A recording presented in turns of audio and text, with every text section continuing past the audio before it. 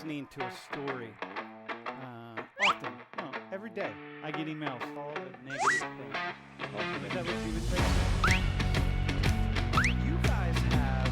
This really shows that it feels a lot more.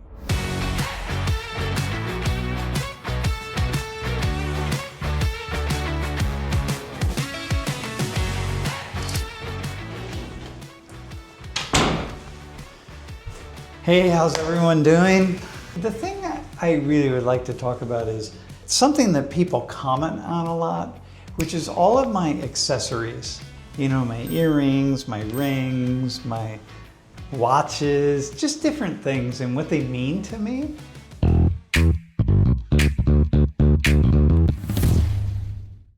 So this is the desk in my room, and I got these jewelry boxes from Korea. I'm sure they look familiar. This is where I keep all of my beads, and my prayer beads are in this box. And these are all really special things for me. I got this in Mexico. It's one of my favorite. I got this bracelet in Ethiopia that I like wearing this. This is like really, really cool. It's one of my favorite. And here's some other bracelets of mine, or necklaces that I wear from time to time. They all have different meaning. This one we had made. This, we were living in the Czech Republic, and we had 2 coins, and we'd put them on a train track. That's what this round coin is right here.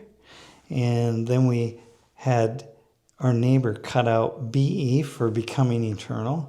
That's the book we wrote for one of us who survives the other's death. And then we put them on this. And so I need to clean this. I used to wear this one all the time. So anyway, those are all of my, where I start the day, picking out which things I'm gonna wear for the day. My necklace. You know what, here's something that's kind of interesting, this necklace. The very first time I came to Korea, I was at the palace on my second day. And this was during COVID, so I was masked, everybody had a mask on. And somebody went to my friend who I was with, you know, my friends, and they said, hey, is that the professor, you know, on YouTube? And they say, yeah, that's him. And they said, how did you know? You know, because I had a mask.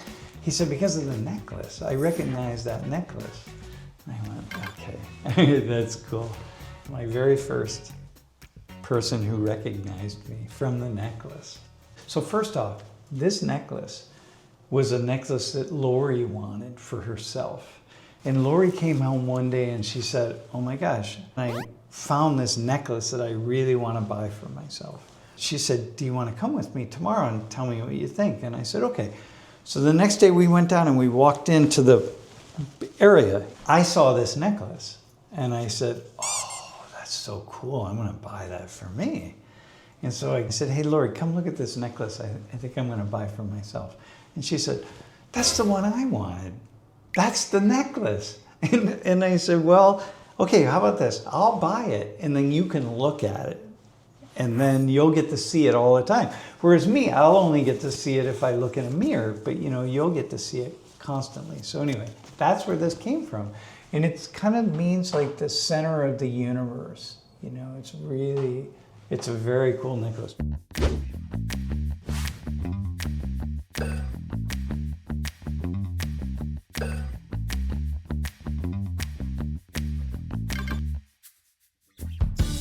In the fall of 1990, when I started here at Penn State, there was a talk by some Buddhist priests who were coming through town.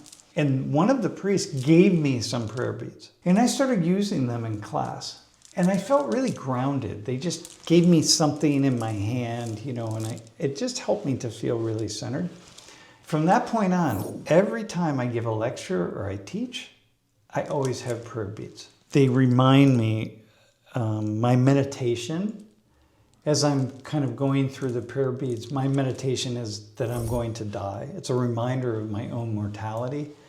I like to explain it that, doing what I do in front of such a large audience and talking about issues that are so difficult to talk about and controversial, and it's really hard. It takes so much energy from me that to meditate or to be thinking about my own mortality and the fact that I'm going to die helps me to really be in the moment, because it's like, listen, no matter what happens here in this classroom, if it goes well or it doesn't go well, or if I'm giving a talk, same thing. No matter what happens, I'm going to be dead very soon. I'm going to leave my body and go to another place. There's nothing that can happen here, really, all the pressures that I feel, there's nothing that can happen here that really matters. It won't matter to me when I'm gone. So the prayer beads, they really help with that. They keep me very grounded and very centered.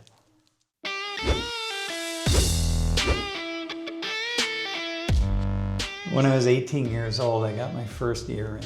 And so I was a drummer, I was a musician, and I don't know what led me to want to get an earring, but I did.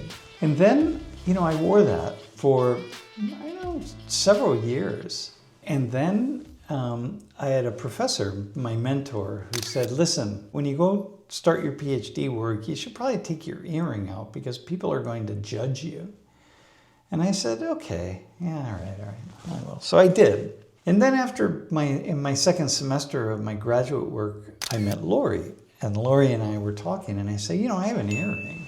And she said, what? You have an earring? Because not many people had earrings back then. And so the next time, I went home and I put my earring back in, my ear. And I never took it out. Then I was in the hospital in Mexico City.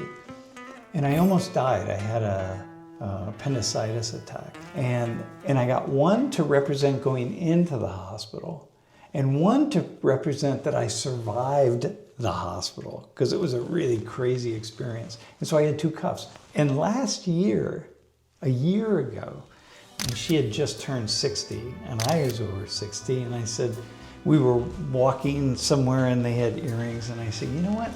Let's each get another earring to represent the fact that we made it to 60.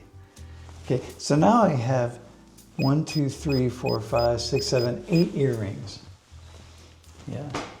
And I don't have a single tattoo because I can't even bring myself to get a tattoo. It seems too strange, but I have 8 earrings. And here's what's really interesting. I will see another man with an earring, and I will always say, like, whoa, wow, he has an earring. Sometimes it's a single earring, just a tiny little stone, and I'll be like, whoa, look, he has an earring. And then oftentimes it takes me about 10 seconds to say, like, dude, you have a bunch of earrings. This is what people are saying about me all the time. And I never think about the fact that I have earrings. Like, I don't see them anymore. They're just part of me. And I've had them forever, basically. Since I was 18, so that's 47. The misunderstanding or some assumption about wearing accessories. Why do you think your professor wanted you to kind of take off the earrings? My professor is a very old school, traditional professor. He's my mentor from Lebanon. And he correctly assumed that people would judge me. But it didn't matter to me. They judge me. If a door doesn't open for me because of my earrings, well, then another door will open. So it doesn't really matter. And what's really interesting, here's a funny thing about Korea. I've had many Korean men of a certain kind of stature even, tell me, like, hey, I like your earrings, And then I'll be like, well, why don't you get some earrings? Knowing that they can't get earrings at all. And they're like, no, I can't do that. And I said, well, but I really like your earrings. Yeah. And that's always fun, because I know that there's a lot of people out there who want to do things that they can't do because of their position in society. but they have desires to do that. And so people associate my earrings or men having earrings with a kind of a liberation and a freedom. Now, that's not true with tattoos anymore. It used to be true with tattoos, but now everybody has tattoos. So that's almost a conformity thing. But earrings are still not a conformity thing. We all conform and we want that, right? Because that's what makes society function really well, that we look around us and we see other people who are like us. That makes us feel connected to them and they feel connected to us. And so conformity is a good thing. Too much conformity is a bad thing, because what it means is oftentimes we all have things that we want to do a little bit differently, and when we conform too much, we force ourselves inside of a little box. And then what that does is that diminishes our creativity and the opportunities and all the kinds of things that bring us to life. And that's a big problem. And of course in Korea, where there's a lot of conformity, what happens is there are a lot of people in Korea who aren't really expressing what is really alive inside of them, because they feel that pressure to conform. And again, that's a really good thing, because Korean society works really well because so many people are very conforming. But you have to find the space where you need to bust free. So I was not trying to find a place in the world. Rather, what I was trying to do was be comfortable with myself and then live comfortably in the place where I ended up. And that's a very different way of living. And I paid a price for it. I benefited from it because there are certain things that I haven't been able to do because of my need to express my own creativity and individuality.